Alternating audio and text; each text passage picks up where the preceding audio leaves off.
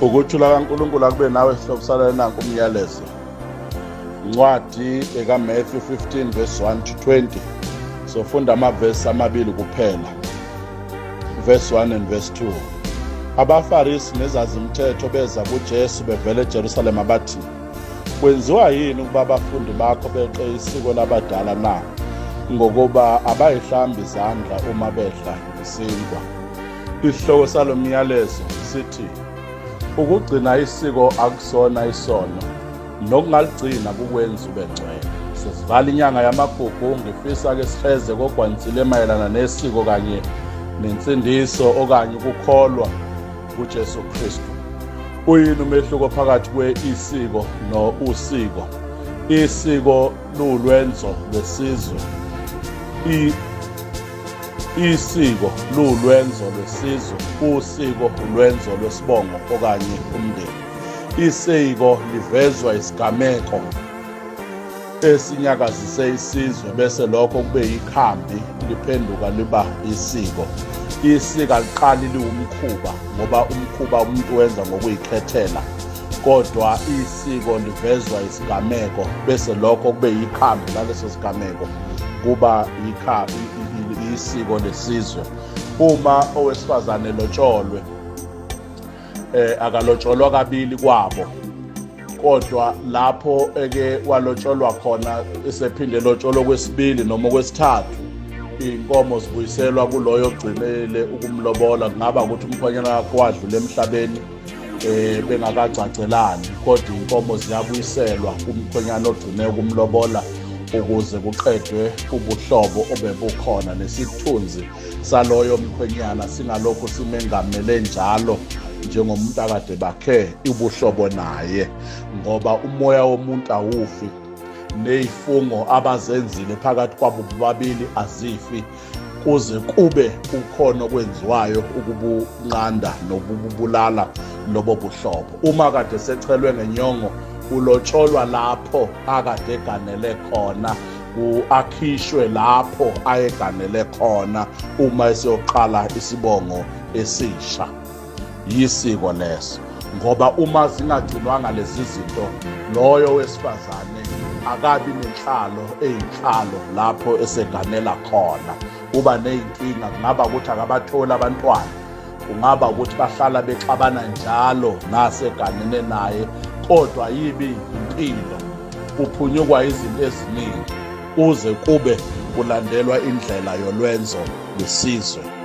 Kanjalo noyiwele, uma kwenzeka enda omunye, lo ophilayo wembathi izingubo ezizombathwa lo uma eseyofihlwa.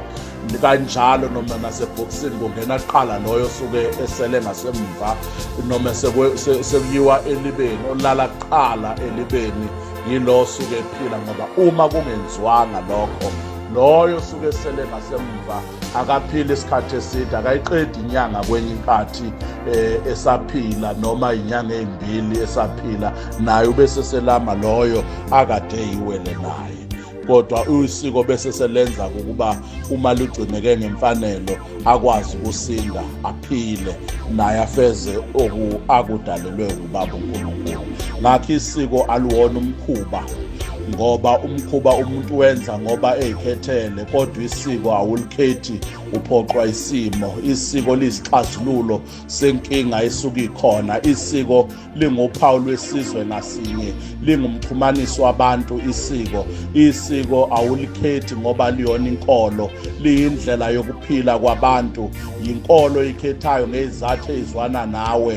Kulo myalezo sizokhuluma ngesiko, hayi usiko, ngoba usiko yinto yomndeni. Ngakho nalapha kulesi sahluko uJesu wayengakhulumi ngento yomndeni, usiko ukuthi emndenini othile kwenza ukuthi nokuthi, uma nisenza ukuthi nokuthi emndenini wenu anikamukela iqiniso. uJesu wayengakhulumi ngosiko lomndeni, kodwa wayekhuluma isiko okuyinto yesizwe. Ngithe inkolo ekhethayo, kodwa isiko awulikhethi. Okumele sikuqaphele ukuba uJesu akakukho lapho embhalweni egxeka khona usiko, noNkulunkulu akukho lapho egxeka khona usiko kubalobi beBhayibheli, kodwa kunalokho naye uJesu sizwa ukuba walugcina usiko lwabaJuda, wayehamba nemikhosi yonke yabaJuda. Kube wayezalelwe esizweni sethu yonke imikhosi ebizwa indlunkulu yethu kaZulu, ngiyakholwa ukuthi uJesu wayoyihamba. Ngiyakholwa ukuthi namasiko ethu kwaZulu wayeyowagcina, njengoba kuLuka 2 verse 22 to 24 igazi lokuqala likaJesu walichitha egcina isiko lesizwe azalelwe kuso, esokwa. Igazi lesibili uJesu walichitha efeza lokho okuyisiyalelo asithunywe nguyise sokuba azofela abantu abakhulule maqondana nesono. Akafelanga uJesu izono zethu, ngoba uma uJesu afela izono zethu kusho ukuthi izono ezisindisiwe, thina sisindiswanga. Kodwa uJesu wafela thina sakhululwa emandleni esono ukuze sibizwe ngeindlalifa nabantwana bakaNkulunkulu. Ngakho uJesu masingathi wafela izono zethu kusho ukuthi izono ezisindisiwe, thina sisindiswanga. Kodwa ngikho-ke lapho amasiko maningi ehlukene, kodwa okubalulekile ukuba isizwe ngasinye sisazeka ngendlela esenza ngayo izinto. Kulomnyaleza ngikhulumi usiko, ngoba usiko lwenze lomndeni. Imizi-ke kayifani njengokusho kwabantu. Isiko lisebenza njengomxhumanisi wabantu. Isiko liqinisa ubuntu kubantu. Isiko liqinisa inhlonipho phakathi kwabantu bonke. Ngomhla ka-2 February 1835 uLord Macaulay ethula inkulumo yakhe ePhalamende lamaNgisi wathi, ngiyiguduze yonke i-Afrika, angimbonanga oyisincibi phakathi kwabantu, oswele, ontulayo, angiwabonanga namajele phakathi kwabo, ngenxa yesiko labo, ngenxa yenkolo yabo nobuzwe babo babambisene. Kodwa uma sifuna ukwehlula umuntu omnyama, asifake iy'kole, sakhe iy'kole, sibafake inkolo lena eyofika nencwadi. Kungasho ukuthi abanayo inkolo, banayo, bayamazi uNkulunkulu, kodwa ukuze siguqule indlela yabo yokwenza, asibafundise ulimi lwethu. Ngesikhathi bewitiza, laba sebewitiza ulimi lwethu bayozibona bengcono kunalaba abangalwazi ulimi lwethu, nokuba sibafundise futhi ukubuza yonke into nengenasidingo nesobala, bayithole beyibuza beyingabaza, ngoba nakho ayilotshiwe phansi. Ngakho-ke siyokwazi ukuba siwephula ububhodla, bagcine beba yisizwe esilawulwa yithi, kunokuba sigcine singakwazanga ukuba sibaqonele onke amathuba nezwe labo. Kwenzeka-ke ngoba nanamuhla abantu babuza yonke into nengenasidingo sokuba ngabe bayayibuza, balwa nakho konke lokulusizo kubo. Isizwe esingawazi amasiko aso, asiyazi imvelaphi yaso nobunjalo baso, abusoze bazeka, ngoba indlela yesizwe ihunyushwa umlando waso neqiniso laso lisesikweni laso. Inkolo yafikela ukuba umuntu abuyisane noNkulunkulu, kodwa isiko liyindlela yokuphila kwabantu. Isiko alisenzi sibe ngcwele, isiko alisenzi sibe abantwana bakaNkulunkulu, kodwa isiko lenza umuntu akwazi ukuphila kahle nomunye umuntu ngenhlonipho, ehlonipha liyimingcele, liwumthetho sisekelo wesizwe isiko. Iqiniso-ke linjalo, ngithe inkolo uyayikhetha, isiko uzalelwa kulo, ngoba sonke sizalelwe esizweni esithile nakwimindeni ethile. Kunezinto ezingasoze zalungiswa inkolo, kodwa eziyolungiswa ukugcinwa kwesiko lesizwe ozalelwe kuso. AbaFarisi baya kuJesu beyokhonona ngoba bebona abathile bengasalugcina usiko ngokwabo, ababengaligcina usiko babezingcolisile. Nanjengoba kwinkathi yethu abangasindisiwe babukwa njengabantu abangcolileyo phambi kaNkulunkulu, kumele baphume ekugcineni isiko, babambelele ezweni likaNkulunkulu. Kuhle ubambelela ezweni likaNkulunkulu, kodwa ngizothi akuzona zonke izinto eziyolungisa ukubambelela ezwini likaNkulunkulu, ezinye zazo ziyodinga ukuthi azilandelwe ngomgudu wesiko. Kokuqala ngifisa ukukhuluma ngakho verse 1 to verse 9, uJesu uyayala efundisa ngesiko kubantu. Verse 1 to verse 2, ungahluleli abantu ngokugcinwa kwento wena okholelwa kuyo. AbaFarisi nezazimthetho beza kuJesu bevela eJerusalema bathi, kwenziwa yini ukuba abafundi bakho beqe isiko labadala na? Akekho umuntu ongaphile engalenzi isiko, sonke siyalenza. Bese kuthi laba bacabanga ukuthi bangcono kunabanye bakhetha into eyithile bese bema ngazo bethi umusenzi ukuthi nokuthi ingoba ukwambulelwa iqiniso lensindiso. Insindiso ayincikanga ekungenzini into eyithile zesiko. Insindiso izimele ngokuthi umuntu amukele ukuthi uJesu inkosi nomsindisi, abese egcina izwi likaNkulunkulu, hayi kuyeka into eyithile zesiko. Ngiyazi ukuthi ukugezwa kwezandla kwinkathi yethu njengoba bekhononda ngakho kulesi sahluko sekuyinto ethe ukukhuthazeka kubantu bonke, kodwa ngenkathi kaJesu kugezwa nangesikhathi namanje abaJuda abasekhona babekhuluma ngokugezwa kwezandla bayigeza baze bafike endololwaneni. Kodwa kwinkathi yethu thina sikhuluma ngokugezwa kwezandla ngoba kugcina lapha eminweni, hayi kuze kuyofika endololwaneni. Lokhu kungenziwa ngokuphelele kwalokhu kugezwa kwezandla kuze kuyofika endololwaneni babe kuthatha njengokuthi usuluphulile isiko labadala, usaligcinanga ngoba wenze washiya phakathi nendawo. Kodwa kuJesu uyayala ngokugcina kwalo leli siko ukuba akungabenzi bahlukane, akungabenzi babukane ngelinye iso elingavezi ubuntu phakathi kwabo. Verse 3 to verse 9, alikho isiko elingcwele ungalenzi libe yinto enjalo. Akasho uJesu ukuba isiko alinasidingo, kodwa yithu ligcina wazi ukuba alikwenzi wamukeleke kuNkulunkulu uma uligcina isiko. Nawe ongaligcina kukwenzi ube ngcono ukungaligcini isiko okanye ukukhetha into eyithile esikweni, ngoba nabathi abasalenzi usiko baqamba amanga ngoba ukulobola ulisiko. Ukungahlawulwa kwengane kulisiko. Ukuyohlawula ingane kulisiko. Wonke umuntu onengane engahlawuliwe egcekeni lakhe hlala kube yisilonda kuye ukuthi umuzi wakhe udeleliwe. So-ke asingakhethi into eyithile bese sicabanga ukuthi ngokungenza into ethile kona ukugqamisayo ukuthi ukholwa ngempela. Ukuligcina nokungaligcini isiko akungakwenzi uqhwakela esigqikini sokwahlulela abanye abantu uzibona ungcono kunabanye abantu, noma uyaligcina ungaqhwakela esigqikini sokwehlulela abangaligcini uzubafuna ukuthi bovelelwa izinto eyithile. Nawe ongasaligcina usukhetha izinto eyithile esikweni, ungaqhwakela esigqikini sokwehlulela abanye abantu ukuthi abayokubona umbuso wezulu ngoba banento eyithile abasazenza esikweni. Verse 3 to verse 6, usengozini uma ubeka isiko ngaphezu kwezwi likaNkulunkulu. Kepha uJesu waphendula wathi kubo, nani yini ukuba neqe umyalo kaNkulunkulu ngenxa yesiko lenu na?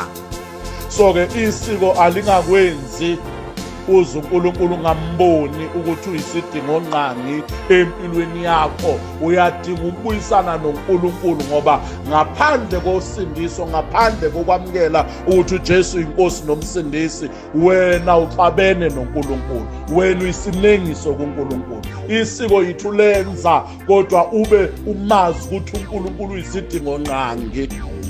Verse 7 to verse 9, ungabi ngumzenzisi ukhonza uNkulunkulu ngezindebe, kusho uJesu.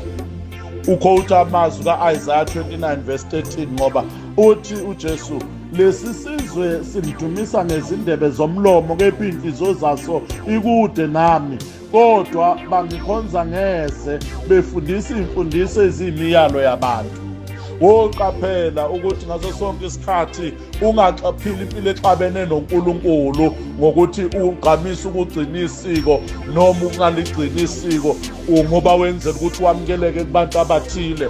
Wolwenza konke okwenzayo akube kokuphakamisa amandla kaNkulunkulu, ngoba uthele lenkosi ozibonga akazibonga ngokuthi uyangazi, uyangiqonda. hayi ngokugcina yonke le ngokuthi angisayifike ethile then sengifanelekile uba sembusweni kaNkulunkulu. Okwesibili engifisa ukuthi ukubambe verse 10 to verse 20, uJesu wayala ngezinto ezingcolisa umoya womuntu. Verse 10 to 14, konke okungena ngaphakathi kuwe akukungcolisi, kodwa okuphuma ngaphakathi kuwe yikho okukungcolisayo. Inhlamba, amanga, ukucabanga kambi ngabanye abantu, ukufeba, yikho okungcolisa umuntu, hayi ukugcina isiko noma ungaligcini isiko. Verse 12 to 14, abaFarisi akubaphathanga kahle uJesu ayekukhuluma mayelana nesiko, ngoba babazi ukuba benza okuyikho nento abayifundisayo ilotshiwe embhalweni. Yebo, ababekufundisa kwakulotshiwe embhalweni, kodwa akukhona okwakungenza ukuba umuntu aphelele kuNkulunkulu, ngoba lokho okulotshiwe embhalweni esizwa ngakho sikuthola encwadini ka-Exodus 30 verse 17 to 21, Exodus 40 verse 12, iKronike zesibili chapter 4 verse 6. Ngakho-ke yonke lento ababeyenza bona ngokwabo babehambisana nezimiso zikaNkulunkulu, kodwa uJesu uyafundisa ukuthi konke into yangaphandle ayikungcolisi, kodwa yevele ezibilini eyenza ukuba ungcolise umuntu ongaphakathi okuwena. Okunye ngifisa ukuthi umnake verse 15 to 20, ububi obuvela enhlizweni obungcolisa umuntu, hayi lokhu umuntu akugcinayo. Ukugcina isiko akusoze kwakwenza ungcole, yimikhuba engcolisa umuntu. Yizwa-ke izinto uJesu akhuluma ngazo athi zingcolisa umuntu, hayi isiko.